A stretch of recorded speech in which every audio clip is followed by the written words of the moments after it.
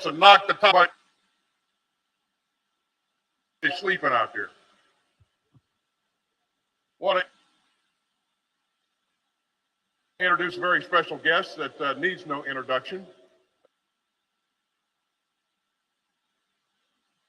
Would just like for you to know one thing from your Secretary of Defense. And that is every day that I talk to my boss, he asks about how you're doing and whether or not you have what you need to be successful. And he is concerned about you and focused on you each and every day. So I want you to hear that from me because it's the God's honest truth, and it's who He is. And without further ado, ladies and gentlemen, let me introduce the President of the United States.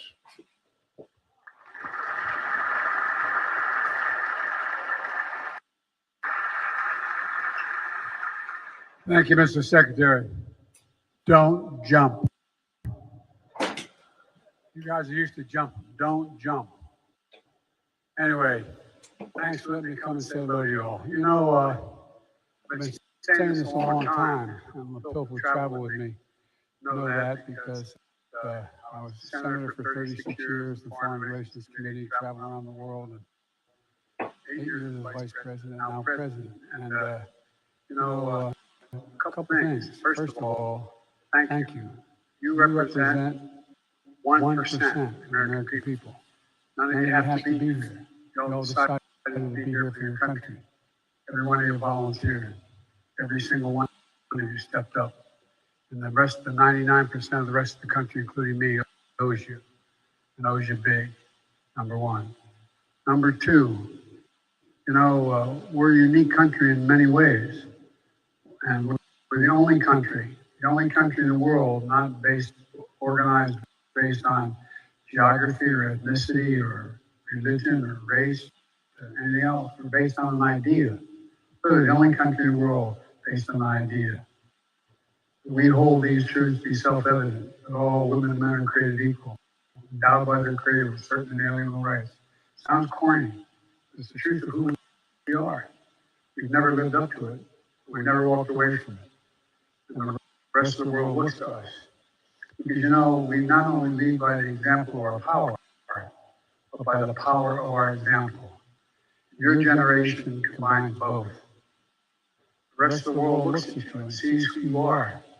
They see you are a multi-ethnic group of Americans that are back together and united in one resolve to defend your country and to help those who need help. That's why you're here. I spent a lot of time in Ukraine when I was a senator and vice president. I've spoken to the Rada in the days when they, in fact, didn't have what you call democracy, and was there in the Maidan when the former leader had to take off and head up into Russia. And but the Ukrainian people have a lot of backbone, they have a lot of guts. I'm sure you're observing it. And I don't mean just the military, which is we've been trained since back when Russia moved into in the southeast Ukraine, but also the average citizen. Look at how they're stepping up. And you're going to see when you're there. Some of you have been there. You're going to see women, young people stand in the middle of the front of a damn tank, just saying, "I'm not leaving. I'm holding my ground." They're incredible. They take a lot of inspiration from us. And a woman who just died, the Secretary of State, used to have an expression. He said, "We are the essential nation." It sounds like a bit of hyperbole, but the truth of the matter is, you are the organizing principle around which the rest of the world the free world is moving. We're in the midst of, and I don't want to sound too philosophic here, but you're in the midst of a fight between democracies and oligarchs. Xi Jinping, who I've spent more time with, they tell me, than any other world leader, points out to me he believes in China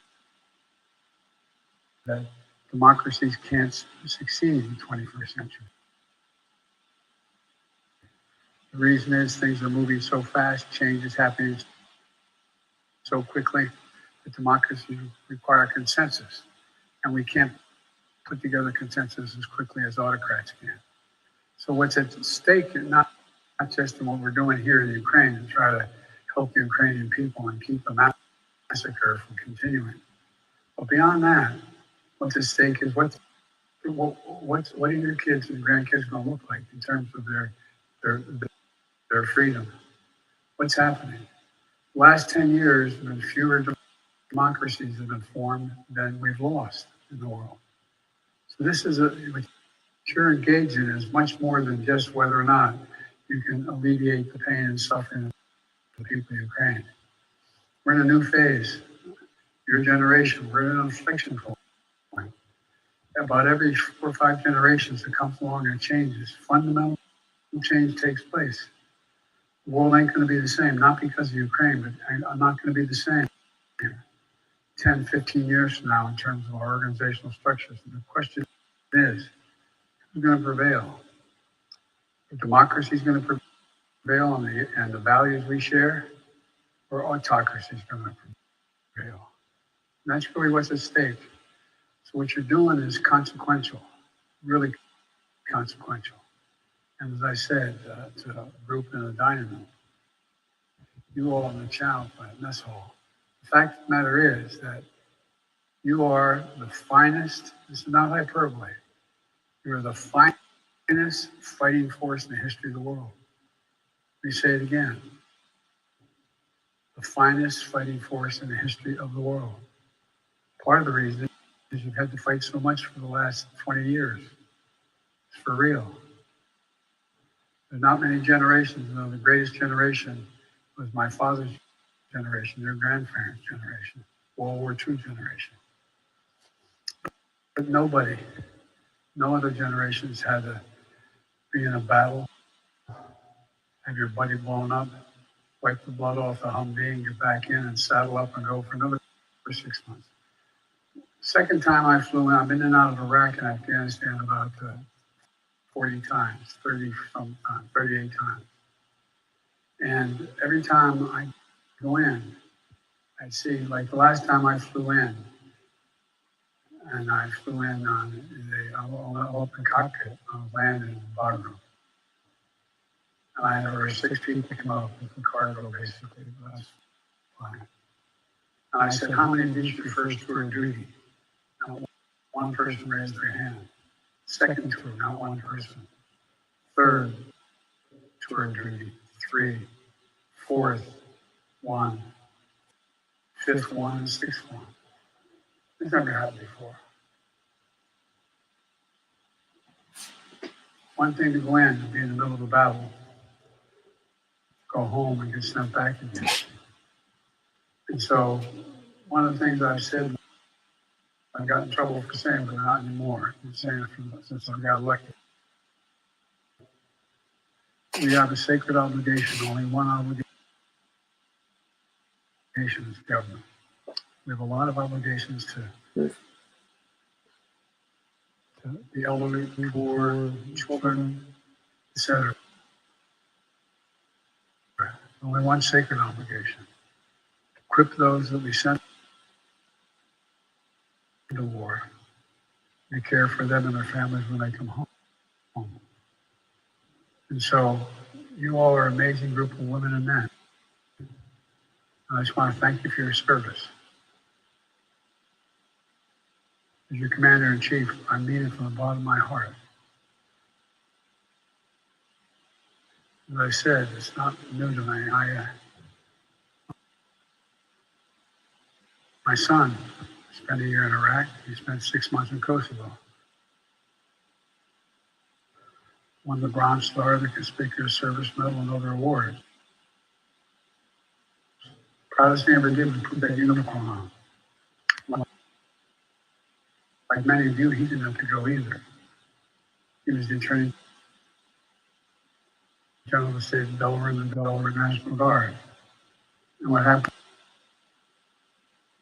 was when his unit was going to be sent overseas,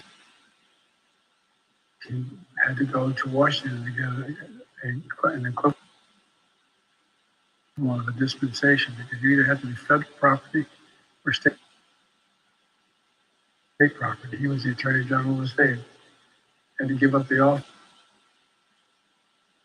in order to be able to go with his troops. The point is that there were hundreds and thousands of people like my son, like all of you. So thank you. Thank you, thank you, thank you. It's not only what you're doing to help Ukrainian people. It's not only what you're doing to help Europe begin to regain its confidence. Reason why, when the Secretary of State asked me if I'd send another 12,000 troops along to the United States, I said, yeah, from the United States. We got 100,000 American forces here in Europe. We haven't had that in a long time. Because we are the organizing principle for the rest of the world. And I said, we sent the best available of America, and that's all of you. And then, so I'm here, I came for one simple, basic reason, not a joke. Say thank you. Thank you. Thank you for your service. Thank you for who you are. And thank you for what you're doing. And as my grandfather would say, every time I walked out of his house, he'd yell, Joey, and Scranton said, keep the faith. My grandmother would yell, all kidding aside, this is serious. She'd yell, no, spread it. You're spreading the faith. Thank you, thank you, thank you. May God bless you all and keep you